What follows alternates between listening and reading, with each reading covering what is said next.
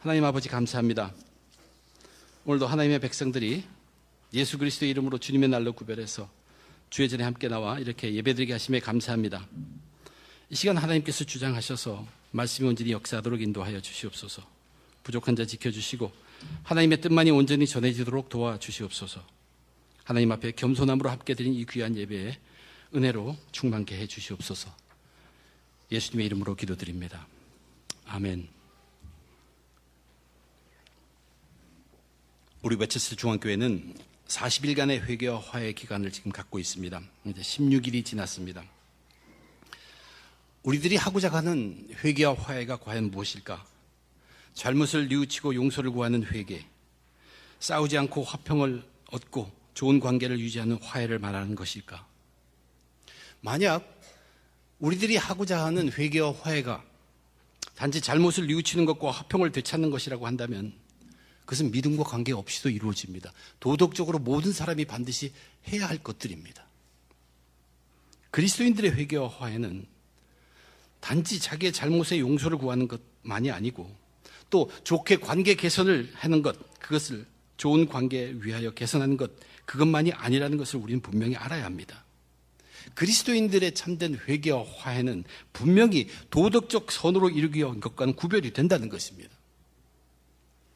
왜 그럴까? 관점의 문제가 있습니다. 사람들은 모든 것을 보는 우리들의 관점이 있어요. 그러나 그리스도인들은 하나님의 관점을 노력하는 사람입니다. 하나님이라면 어떻게 보실까?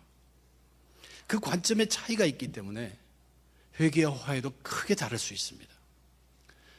성경에 보면 예루살렘에 가신 예수님의 이야기가 있습니다. 예루살렘에 가실 때마다 예수님은 성전을 가장 먼저 들어가십니다. 성전에 가셔서 매매하는 사람들 다 쫓아냈다고 했어요. 파고 사는 사람들, 돈을 바꾸고 있는 사람들 상을 뒤엎고 비둘기를 판매하고 있는 사람들 의자를 뒤엎었다고 했습니다. 왜 사람들이 거기서 돈을 바꾸고 또 비둘기를 팔았을까? 근본된 처음 시작된 그 이유는 하나님의 거룩함 때문입니다. 하나님이 거룩하시니까 그분 거룩함 앞에 가는 우리들이 어떻게 세상 돈, 그 더러운 돈을 갖고 쓸 수 있겠느냐? 거룩한 돈으로 바꿔야 한다. 이게 사람의 관점이었어요. 잘못된 건 아니죠. 그러나 사람의 관점은 초지일관하지 못합니다. 흔들립니다. 바뀝니다. 변질됩니다. 그래서 그것이 이문이 남는 것을 생각하게 되고, 왜 비둘기를 팔까? 원래는 하나님 앞에 정성스럽게 제물을 바치게 되어 있습니다. 근데 그들은 예루살렘까지 오려면 멀리서부터 와야 돼요. 제물을 가지고 오다 보면 그들이 상할 수도 있고 병들 수도 있습니다. 그래서 그런 것보다 차라리 와서 거기서 싱싱하게 살아있는 비둘기, 거룩한 것, 흠 하나 없는 것, 그것을 드리고 싶어서 그 비둘기를 사기로 되어 있는 것입니다. 이것이 거룩을 위한 사람들의 관점으로 시작된 것이 틀린 것이 아니에요. 그러나 변질이 되면서 꼭 거룩 가지고 흠난 것도 그냥 묻어서 팔고 거기서 이문을 취하고 하는 그러한 사람들의 마음이 바뀜이 거기 있다는 얘기예요. 주님께서 보시니까 하나님의 관점으로 보니까 모습은 거룩한 거 있을지 몰라도 그들의 속에 있는, 그들의 행위나 그들 속에 있는 건 더러운 것을 가득 찼다는 것이에요. 그래서 다 엎어버렸어요. 근데 이 얘기는 성경에 보면 얘기가 거기서 끝나지 않습니다. 그 다음에 성전 안에 이제 장애자들이 함께 오는 것이에요. 다리가 불구인 사람, 눈을 못 본 사람, 이런 사람들이 예수님 앞에 찾아오는데 예수님은 그들을 맞이하면서 그들을 안수하여 치료해 주셨습니다. 그것을 보고 대제사장과 서기관들은 이상하게 여겼다 그런 것이에요. 자기들의 관점으로 볼 땐 이해가 안 되는 것이에요. 왜 예수님이 그 안에서, 성전 안에서 성경을 읽게 할 거룩한 사람이 저런 사람들을 만져서 부정하게 되느냐는 것이죠. 이것이 사람이, 그들도 결국은 하나님을 위한 거룩을 관점으로 두고 그렇게 얘기했습니다. 거기에 어린아이들이 성전 안에 들어와서 호산나 다윗의 자손이여 하면서 예수님을 찬양했습니다. 근데 그들은 이 거룩한 성전 앞에 왜 애들이 왔다 가면서 떠드냐 이것입니다. 도저히 이것은 왜 예수님이 말리지 않느냐 얘기합니다. 사람의 관점이에요. 왜냐하면 그들도 하나님의 거룩하신 관점에서 그렇게 얘기한 것입니다. 근데 그 관점이 틀렸죠. 틀려도 너무나 틀렸죠. 예수님은 그 상황에서 하나님의 관점에서 보면 저 버림받은 불쌍한 사람들, 그들의 영혼이 귀하기 때문에 영혼에 힘을 주기 위해서 그렇게 치료해 주었어요. 어린아이들의 찬양이지만 그 호산나 다윗의 자손인 그것은 찬양 받아야 할 찬양이기 때문에 기꺼이 받으셨다는 얘기입니다. 관점의 차이라는 것이에요. 사람들은 거룩의 모습을 갖추고자 굉장히 애를 씁니다. 근데 그 노력들은 하나님의 거룩함과 점점 멀어져 갔다는 얘기예요. 오히려 그들의 노력이 하나님의 거룩함을 해치기까지 이르렀는데도 그들 자신들은 우리는 거룩하다고 생각하고 잘못된 것을 알지 못하고 있다는 얘기예요.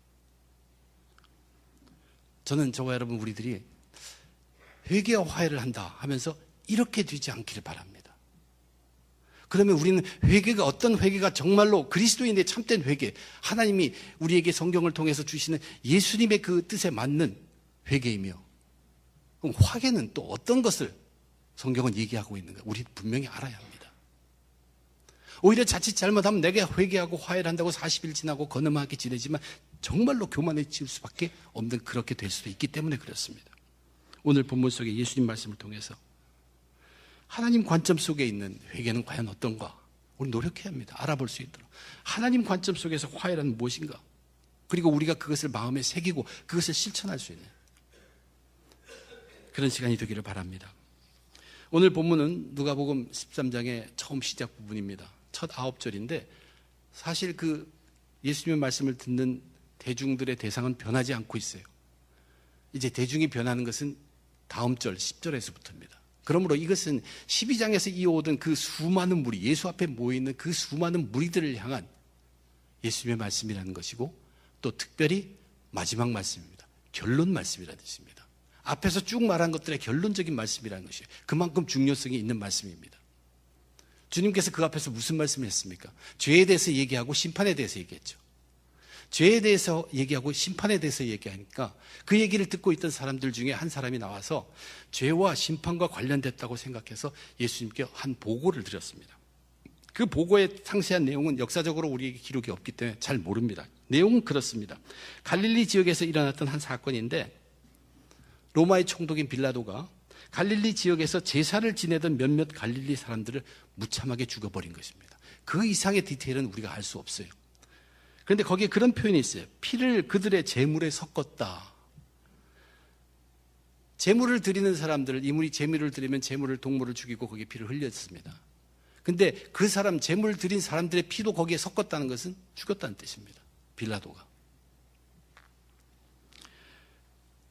이 이야기를 한 사람이나 이 이야기를 듣는 대중들은 사람 관점에서 듣습니다. 사람 관점에서 생각합니다. 갈릴리 사람들 어떻게 살았길래 저렇게 비참하게 죽지 하는 사람도 있을 것이고, 여러 가지 자기 관점에서 많은 생각을 갖고 생각하고 있을 텐데, 예수님은 그것을 다 아시고 답변을 하십니다. 우선 먼저는 분명히 얘기하시는 것은, 그렇게 갈릴리에서 그 죽은 사람들, 그 사람들이 갈릴리에 사는 다른 사람들보다 죄가 더 많아서 죽은 것은 결코 아니라는 것을 못 박습니다. 그리고 더 중요한 말씀을 하신 것이에요. 너희도 만일 회개하지 않으면 다 이와 같이 망하리라. 너희도 만일 회개하지 않으면 다 이와 같이 망하리라. 그리고 나서 예수님께서 이번에 직접 다른 사건을 또 하나 얘기합니다. 이번엔 갈릴리가 아닙니다. 예루살렘입니다. 실로암 연못, 예루살렘 그 근처에 예루살렘에 있는 사람들이 흔히 쓰는 못이에요. 그 옆에 타워가 서 있습니다. 망대가 서 있는데, 이 망대라는 것은 적군이 오나 안 오나를 보기 위해서 지어놓은 것이기 때문에 특별히 그것을 튼튼하게 되어 있습니다. 견고한 겁니다. 근데 그 망대가 무너져 버렸어요. 그래서 그 밑에 있던 18명의 예루살렘 사람이 죽었다는 사실이에요. 거기에 그 사건을 얘기하시면서도 똑같이 말씀하세요. 거기 죽은 18명의 그 예루살렘 사람이 예루살렘 성 안에 있는 다른 사람보다 죄가 더 많아서 죽은 줄 아느냐? 그렇지 않다는 얘기예요. 이것이 하나님이 보는 그 죄 또 심판에 관한 관점을 예수님께서 얘기하신 것입니다. 그러면서 또 똑같은 말로 그들에게도 말씀하십니다. 너희도 만일 회개하지 않으면 다 이와 같이 망하리라. 여기 너희는 거기에 갈릴리 사람들도 있을 수 있고 예루살렘 사람들도 있을 있고 그 지방 여러 군데서 모인 수많은 군중들이라고 했습니다. 너희도 그러나 만일 회개하지 않으면 다 이와 같이 망하리라. 이 부분을 이제 그러면 주님이 말씀하는 회개는 과연 무엇일까 생각하기 위해서, 그러면 주님의 말씀대로 회개하면 어떻게 된다는 것인 걸 우리 깨달아야 합니다. 분명히 예수님은 말씀하셨어요. 회개하면 망한다 그래요. 회개하지 않으면 망한다 그랬어요. 그러면 회개하면 망하지 않는다는 얘기예요. 회개하면 망하지 않는다는 얘기예요. 그럼 이 망한다는 것은 죽지 않는다는 뜻은 아니라는 것을 우리가 알 수 있죠. 만약 그들이 회개하면, 그러면 망대가 무너진데 그 밑에 있어도 회개한 사람이면 죽지 않는다는 뜻입니까? 그것이 아니죠. 회개한 사람이면은 갈릴리 거기에서 예배를 드리고 있는데, 하나님을 월십하고 있는데, 빌라다고 해서 죽인다고 해서 그 사람 회개한 사람에게 죽지 않게 된다는 그런 뜻은 결코 아닙니다. 여기 망한다는 것에 의미가 있습니다. 그래서 예수님이 거기 풀어놓은 것을 보면, 또 누가가 기록한 것을 보면 이 죽음에 대해서 좀 다르게 표현한 것을 봅니다. 우리 사람들은 자연적으로 죽음에 대한 두려움이 있습니다. 그래서 전부 거기에만 피를 섞었다. 제물의 피와 그들이 죽었다. 제물의 피와 자기의 피를 섞었다. 피를 흘리고 죽었다는 뜻입니다. 그리고 주님께서 말씀하실 때 그들이 해를 받았다고 얘기했죠. 고통을 받았다는 얘기예요. 피를 흘리는 그 고통. 그것의 극치가 죽음입니다. 그래서 또 죽음을 거기서 얘기할 거예요. 망대가 무너져서 죽은 사람, 거기서 죽었다고 얘기했습니다. 이 죽음은 전부 다 육신의 죽음을 얘기해요. 근데 예수님이 말씀하신 망한다는 것은 육신의 죽음만을 말하는 것이 아닙니다. 왜냐하면 회개하면 죽지 않는다? 그것은 아니기 때문에. 회개하면 망하지 않는다고 얘기했어요. 여기 망한다는 것은 perish라고 되어 있어요. 멸망한다는 뜻입니다. 완전히 다. 이것은 궁극적인 하나님의 심판을 얘기합니다. 육신의 죽음을 겪는 것보다 훨씬 더 무서운 것, 하나님 앞에서 심판받아 지옥불에 던지는 것을 주님께서는 지금 말씀하고 계십니다. 회개하지 않으면 그렇게 된다는 것입니다. 회개하지 않으면 반드시 망한다는 얘기예요. 그런데 주님께서 하신 말씀 두 번이나 거듭해서 똑같이 말씀한 것 중에 또 하나 생각해 볼 것은 이와 같이라는 것입니다. 너희도 회개하지 않으면 이와 같이 망하리라. 이와 같이라는 것은 그들과 같이, 영어로 보면 그들이 한 것처럼, 갈릴리안 사람, 죽은 갈릴리안 사람들과 죽은 예루살렘 사람들, 그들처럼 이와 같이 망하리라. 근데 그 사람들은 죽었지 망했는지는 우리는 모르죠. 또는 이와 같이라는 것이 어떤 의미가 있을 수 있느냐 하면, 거기에 죽은 그 모든 사람들은 자기가 원한 죽음이 아니에요. 그리고 기대하고 준비한 죽음도 준비할 수 있는 그런 죽음이 아니었습니다. 갑자기 죽었어요. 망대가 떨어져가지고 그래서 거기에 있었기 때문에 죽은 것입니다. 이와 같이라는 것이 그 의미가 있을 수 있어요. 너희 죽음, 이 죽음이 오기 전에 회개해야 한다는 얘기예요. 또 하나는 뭐냐면, 어떤 의미가 있냐면, 이와 같이라는 것이 주님께서는 안타깝게도 그들에게는 진정한 회개를 할 수 있는 기회가 아직 주어지지 않았다는 뜻입니다. 그들이 조금만 더 살았다면 그들도 망하지 않는 진정한 회개를 할 수 있었을 텐데, 만약 그렇게 볼 때 주님께서 말씀하신 회개라는 것이 무엇입니까? 그 회개는 지금 예수 그리스도의 십자가의 죽음의 제사를 말씀하시고 계신 것입니다. 하나님께 제물을 드리는 제사가 사람의 죄를 씻지 못한다고 했죠. 이미 구약의 시대에 그 제사는 힘을 잃어버렸습니다. 사람들의 패역함 때문에. 그래서 갈릴리의 그 사람들이 제물을 드리고 용서를 구하고 있는, 그렇지만 그들은 죄를 사함받지 못했다니 그 얘기를 우리에게 들려주십니다. 그러면서 주님은 이제 앞으로 주님께서 감당하게 되실 십자가에서 죽음으로 드린 제사를 말씀하고 계신 것입니다. 여기 이야기 속에서 죽은 갈릴리 사람들, 죽은 예루살렘 사람들은 이 진정한 회개를 할 수 있는 기회가 아직 주어지지 않았다는 것을 안타깝게 말씀하신 것이에요. 그들은 그 기회가 주어지기 전에 육신의 죽음을 당했어요. 육신이 살아있는 동안에 이 회개를 해야 한다는 뜻도 분명합니다. 갈릴리에 죽은 사람들, 망대에 치여 죽은 예루살렘 사람들, 안타깝지만 그들은 진정 죄를 씻을 수 있는 십자가의 제사가 있기 전에 죽었다는 사실을 언급하실 것입니다. 결국 망하지 않는 길이 뭘까? 우리를 멸망하게 하지 않는 그 길은 뭘까? 그런 회개라는 것은 무엇일까? 예수밖에 없다는 얘기예요. 예수를 믿고, 특별히 저와 여러분 우리들에게는 예수를 믿고 그분의 죽으심, 십자가에서 죽으심이 이 죄 문제를 해결하신 제사라는 것을 믿고 받아들이고, 내 죄가 바로 그것 때문이라는 것, 그리고 나의 죄를 예수 십자가에 믿고 의지할 때, 그때 진정한 죄 사함을 얻을 수 있는 것, 이것이 우리 그리스도인들이 추구하고 있는 회개입니다. 이것이 진정한 회개입니다. 우리가 아무리 죄를 뉘우쳤다, 내 죄를 사람들에게 다 고백했다, 눈물을 펑펑 쏟고 했다, 그랬다고 해서 그의 죄가 사라집니까? 그의 죄가 용서받습니까? 그렇지 않다는 얘기예요. 우리의 뉘우침, 우리의 반성, 이것이 죄를 사해 주는 것이 아닙니다. 우리는 감정은 느낄 거예요. 그런데 그렇다고 우리 죄가 사해지는 거, 없어지는 것이 아니에요. 인간은 죄를 사할 능력이 없습니다. 남의 죄도 우리는 사할 수 없을 뿐만 아니라 자기의 죄도 사할 수가 없어요. 그것이 우리들의 모습입니다. 그러나 단지 유일한 하나의 길이 있어요. 그것은 하나님이 하시는 것입니다. 하나님은 우리의 죄를 다 할 수 있어요. 그런데 그 하나님이 계획하신 방법이 있다는 것이, 죄를 사해 주시는 계획하신 방법 딱 하나예요. 오직 예수 그리스도를 통하는 것밖에 없고, 그 길을, 그 죄를 사해 주시는 길을 여시기 위해서 예수 그리스도 자기 아들을 십자가에 돌아가시게 하셨다는 거예요. 죽음, 그것이 제사란 얘기예요. 그래서 그 길만이 유일한 우리의 죄를 사함받을 수 있는 길이란 얘기예요. 그냥 뉘우치고 반성하고 마음속으로 다음부터 그렇지 말아야지 하고 결론 짓는다고, 그것이 진정한 회개가 아니란 얘기예요. 내 죄가 사함받지 못하기 때문에. 많은 그리스도인들이 처음 세례를 받을 때 분명히 저는 세례 공부를 하면서 이 십자가 이야기를 합니다. 이 십자가, 거기에 의해서 우리가 죄의 용서함을 받는 그 회개로 우리가 구원받는다고 분명히 얘기합니다. 그러면서도 믿음의 사람으로 그리스도인으로서 살아가면서 회개해야지 하면 먼저 생각하는 것이 자신 잘못 깨닫고 뉘우치면 된다고 생각하고 있습니다. 단지 잘못을 뉘우치는 것이 아니라 수많은 죄를 우리가 계속 지어가면서 그때마다 십자가를 기억하는 것이, 그것이 오히려 더 진정한 회개입니다. 십자가의 능력을 믿고 십자가를 구하라는 것이에요. 십자가를 붙들라는 것입니다. 오히려 우리의 많은 죄가 로마서에서 말한 대로 하나님 안의 은혜라는 것은 많이 지을수록 그 지을 때마다 우리는 하나님의 십자가를, 그 능력을 붙들기 때문에 이것이 은혜가 된다는 그런 의미입니다. 그러므로 도덕적으로 자기 잘못을 뉘우치는 것과 우리 그리스도인들의 진정한 회개하는 천지차이입니다. 하늘과 땅의 차이예요.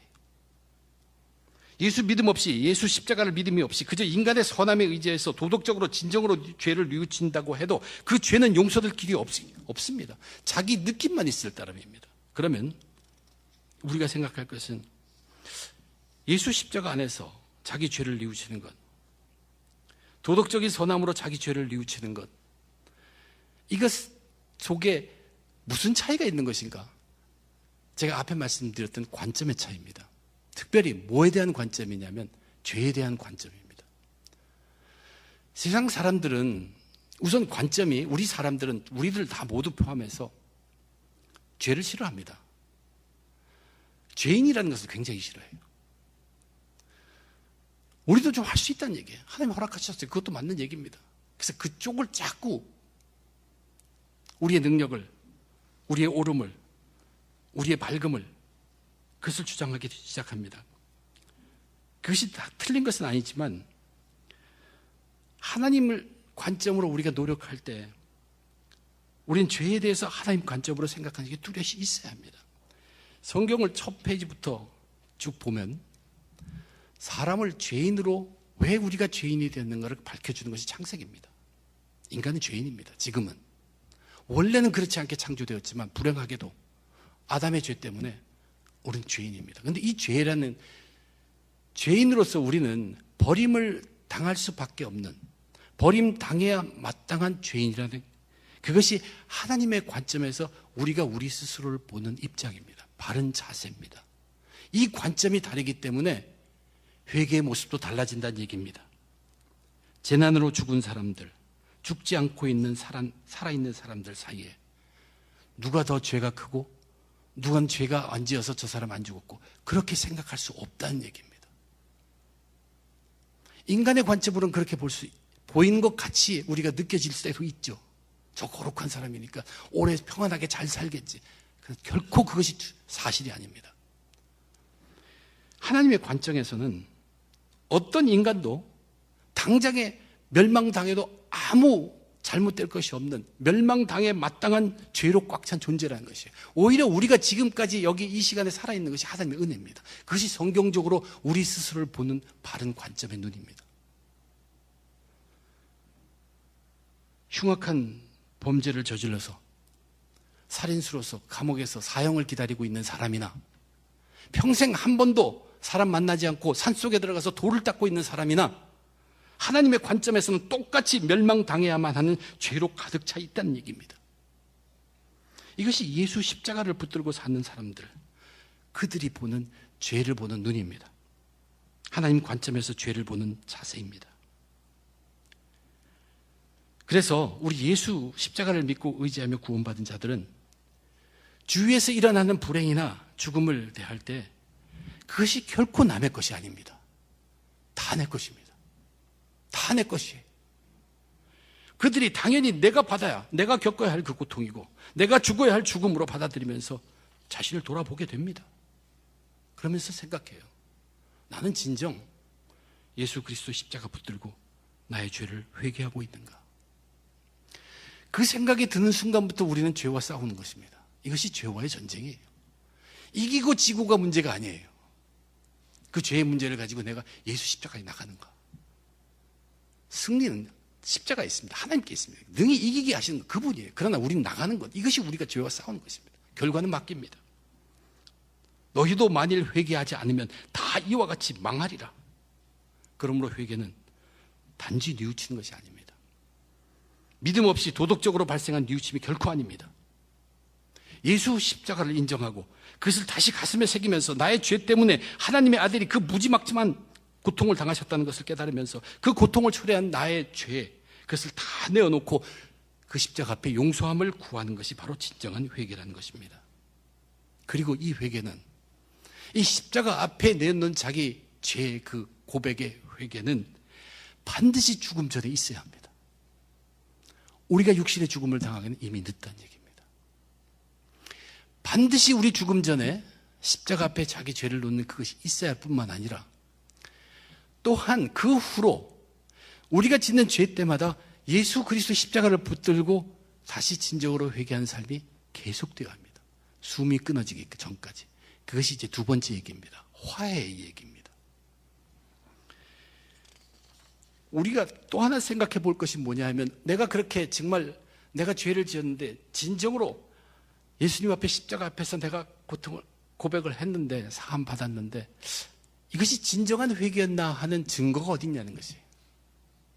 그렇게 내가 회개했을 때 하나님께서 받아주시고 그래 감았다, 그런 음성이 들리면 얼마나 좋겠습니까? 그러나 그렇지 않습니다. 그런데 그 증거가 있다고, 그런 증거가 열매라고 예수님이 그 다음 비유에서 얘기하십니다. 열매라는 것은 시간이 걸립니다. 근데 이것이 밝혀질 때는 그날 마지막 심판의 날에는 분명하게 드러납니다. 근데 그 과정, 우리가 죽음이 있는 그동안에 과연 이것이 어떻게 나타나는가? 그것이 우리에게 주어진 화해입니다. 우리가 추구하고자 하는 화해라는 것은 원수지간에 있는 이웃과 이웃 사이에서 가서 그 화해해야지, 그래 왜 오케이 하고 악수하고 돌아서면 그것이 화해입니까? 그것이 아니란 얘기예요. 우리가 추구해야 될 그리스도인의 화해는 그런 내용이 아닙니다. 그리스도인의 화해는 결론적으로 얘기하면 계속 죄와 싸우는 것이에요. 우리는 어쩔 수 없는 죄인이기 때문에 그 죄를 가지고 자기 혼자 끙끙 앓는 것도 아니고 고백해서 토해내가지고 다 이루는 것이 아니고 그걸 가지고 예수 십자가, 그 십자가 앞에 내어놓는 것입니다. 십자가의 능력에 맡기고 자기 죄를 고백하는 것입니다. 그러면 어떻게 됩니까? 그 순간 그것을 보시고 가장 기뻐하는 것이 하나님입니다. 하나님은 그것보다 기뻐하는 것이 없습니다. 하나님이 기뻐하신다면 그것이 바로 하나님과 화해가 이루어질 것입니다. 그렇게 해서 우리는 하나님과 화해로 먼저 시작합니다. 진정한 회개라는 것이 그래서 우리들에게 무척 중요합니다. 참된 진정한 회개를 하면 내가 알지 못해도 하나님께서 너무 기뻐하시면서 그 영혼에 하나님 이 땅에서 줄 수 없는 평안, 그러면서 그 영혼을 강건하게 해주십니다. 우리는 계속 어떡하지? 어떻게 나타나지? 그렇지만 내 몸이 이끌려갑니다. 그뿐만 아니에요. 이제 우리에게 묶어주신 공동체가 있습니다. 거기서 특별히 우리는 분별할 능력을 얻습니다. 무엇이 옳고 그름을 이제 하나님이 주신 그 평안과 영혼의 강감을 통해서 분별하면서 진정한 사랑을 우리 이웃들과 나누게 됩니다. 그것이 바로 이웃과 나누는 화해입니다. 진정한 화해가 됩니다. 죄를 분별하면서 참된 사랑을 나눌 수 있는 교제, 그것이 진정한 화해라는 것이에요. 그래서 하나님 앞에 화해하고 성경 공동체에서 그러한 하나님은 도와주시면 거기 가득해요. 늘 좋은 것으로 도와주십니다. 이미 다 갖춰놓고 도와주시고 있어요. 그래서 이웃과 화해할 거기에 주님이 필요한 성령을 가득 부어주면서 성령의 열매를 맺게 한다는 얘기예요. 이 이야기를 들려주신 것이 무화과 나무의 비유의 이야기입니다. 무화과 나무, 이 비유의 이야기는 이렇습니다. 한 사람이 포도원 밭에 무화과 나무를 심었다고 했습니다. 무화과 나무라는 그 이름만 보면요, 꽃이 없는 나무라는 뜻입니다. 근데 사실 꽃이 없는 것은 아니에요. 꽃이 안속에 가려져 있어서 겉으로 보이지 않는 그런 나무라고 합니다. 제가 무화과 나무를 알지 못하기 때문에 인터넷에서 이제 그림으로 찾아보죠. 가장 처음 느낄 수 있는 인상은 뭐냐면 무화과 나무는 잎이 굉장히 무성합니다. 열매를 맺지 않는 철에는 잎이 가득해요. 잎이 전체 정말 무성해요. 그리고 멀리서 보면 빨갛거나 좀 노란한 그런 꽃 같은 것이 붙어 있습니다. 자세히 가서 보면 그것이 바로 열매입니다. 열매를 맺는 시기에는 그 풍성한 잎에 열매가 맺혀 있고, 열매가 맺지 않는 시기에는 풍성한 잎으로 가득 되어 있습니다. 그런데 이 주인이 무화과 나무를 포도원에 심었어요. 이 포도원이라는 것은 땅이 좋은 것이 모든 것을 다 갖춰 주었다는 얘기입니다. 자랄 수 있는 모든 것을 다 해줬어요. 그리고 이 무화과 나무를 심었다는 것은 무화과 나무에서 기대하는 것이 있다는 것이 목적이 있습니다. 그것이 뭐냐면 열매입니다. 거기서 하는 것이 열매예요. 열매를 얻으려고 심었는데 열매를 맺지 않는 것이. 심은 지 얼마가 되면 꽃이 열매가 맺는지 모르겠지만 3년을 이 주인이 계속 찾아왔는데도 열매가 없다는 것이에요. 그래서 찍어버리라고 얘기합니다. 찍어버린다고 하면서 뭐라고 합니까? 땅만 버린다고 얘기하죠. 열매를 맺지 않으면 더 풍성해지는 것이 잎이죠. 그 풍성한 잎이 계속 영분을 빨아들입니다. 땅만 버리고 있다는 얘기입니다. 여기까지 이 비유의 고유는 뭐냐? 하나님의 은혜로 하나님 백성 된 자들이 하나님의 기대에 미치지 못하고 열매 맺지 못하면 하나님께서 징벌을 하신다는 아주 단순한 그러한 교훈이 있습니다. 이제 여기서 생각해 볼 것이, 그 주인이 야생 무화과 나무에서 기대하는 것이 아니라 무화과 포도나무에 좋은 바탕을 다 갖춰주고 심었다는 얘기입니다. 모든 것을 다 이루어줬어요. 그것이 우리가 지금 얘기하는 것은 죄와 싸울 수 있는 힘을 다 주었습니다. 모든 것을 영혼을 구원해 주시고 죄와 싸울 수 있는 능력을 다 주었어요. 그런데 이 죄 문제 해결하는 것이 그 구원의 핵심인데, 죄와 싸우지는 않고 계속 이파리만 무성하게 됐다는 얘기입니다. 죄와 싸우는 것이 하나님께서 기뻐하시고, 죄와 싸우는 그것이 바로 성화라는 것입니다. 죄와 싸우면 우리는 거룩해진, 하나님의 품성에 닮아가는 거룩을 이루어진다는, 그것이 성화라고 얘기합니다. 그런 그리스도인이 정작 죄와는 싸우지 않고 항상 십자가 안에서 죄를 돌아보면 자기 죄를 회개하는 삶으로 거룩해져 가지 않고, 사람들의 눈에 뜨이는 것, 거짓된 거룩, 헛된 영광, 그것 갖추기에 바쁘다는 것이, 풍성한 입만 가득했다는 것이, 죄와 싸워 얻는 열매는 조금도 없습니다. 겉으로 남에게 보이는 그리스도인들의 이파리만 아주 무성하게 된 것입니다. 그래서 12장에 있는 모든 말씀들이 외식하는 자를 하나님께서, 예수님께서 꾸짖었던 것입니다. 외식하는 자들의 무성한 이파리는 오히려 사람들을 지옥의 길로 이끌었다고 주님이 말씀하셨죠. 그런데 하나님은 마냥 그렇게 두시지 않는다는 얘기입니다. 죄와 싸워 얻는 열매가 바로 화해로 나타납니다. 화해라는 것은 죄와 싸워 얻은 결과입니다. 근데 화해가 어떤 화해입니까? 우리 화해는 그냥 자기의 뉘우침, 반성, 결심, 이게 아닙니다. 우리의 회개는 그냥 뉘우치고 반성하고 결심하는 그것이 아니라, 우리의 회개는 나의 죄를 가지고 예수 그리스도의 십자가 앞에 나가는 것입니다. 그 능력 앞에 우리를 맡기고 거기에 나가는 그 자체입니다. 이것을 할 때 우리는 이미 죄와 싸우는 선한 싸움이 시작된 것이에요. 하나님께서 너무나 기뻐하시는 순간입니다. 그래서 앞에서도 말씀드린 것 같이 하나님과의 화해가 이미 이루어집니다. 하나님과의 화해가 이루어지는 것이 우리 그리스도인들에게 얼마나 귀한지 모릅니다. 그러면 세상은 주지 못하는 하나님의 평안이 우리들에게 깃들게고 우리의 영혼이 강건하게지기 시작한다는 것이에요. 이 영혼이 강건해지면 이제 그리스도인들의 무리의 모임의 공동체에 가서 선과 악을 분명히 분별하면서 참다운 교제, 진정한 사랑을 이웃과 나눠갑니다. 그래서 바로 이웃과의 화해도 이루어지게 된다는 얘기입니다. 그 이웃과의 화해를 이루어지기 위해서 하나님께서 모든 것을 갖춰서 주시는 것이 뭡니까? 성령이에요. 그래서 맺혀지는 게 성령의 열매입니다. 우리가 진정한 참된 회개를 하기 시작하면 내 죄, 조그만 죄를 가지고 예수 그리스도 십자가를 생각하고 거기 붙들면 우리도 알지 못한 사이에 우리가 체험하게 되는 것이 바로 성령의 열매라는 것이에요. 갈라디아서에 있는 9가지 성령의 열매, 그것들이 하나씩 체험되기 시작한다는 것이에요.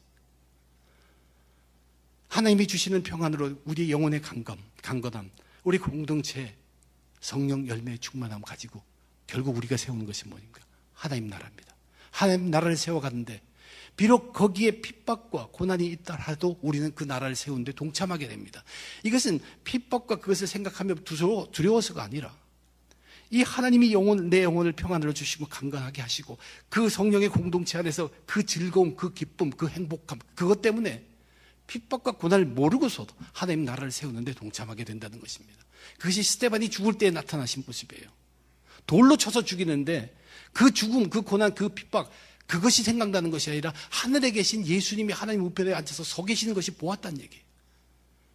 그 기쁨으로 고난을 감당해서 하나님 나라 세우는데 동참한 스데반의 모습입니다. 이것이 우리가 진정한 회개를 했을 때 나타난 증거입니다.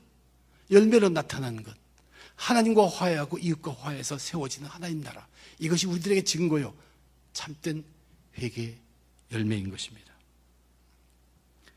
하나님이 주시는 평안, 성령의 열매들을 체험, 하나님 나라를 세우는데 동참하고 있다는 것. 그런데 오늘 예수님의 말씀은 그것으로 끝나지 않습니다. 무한정 시간이 있는 것이 아니라고 얘기합니다. 오히려 그것보다는 하나님의 심판의 시간이 임박했다고 우리들에게 얘기하고 있습니다. 포도원지기가 무화과나무를 찍어버리라고 하는 주인에게 한 해만 더 기회를 달라고 부탁을 합니다. 그렇게 해서 남은 시간이 지금 주어져 있을 따름입니다. 저와 지금 우리 지내는 시간이 바로 그 시간입니다.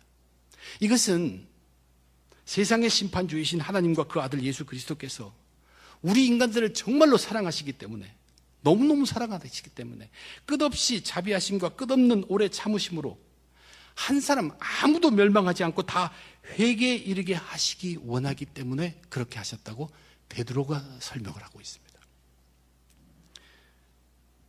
우리는 아직 늦지 않았습니다.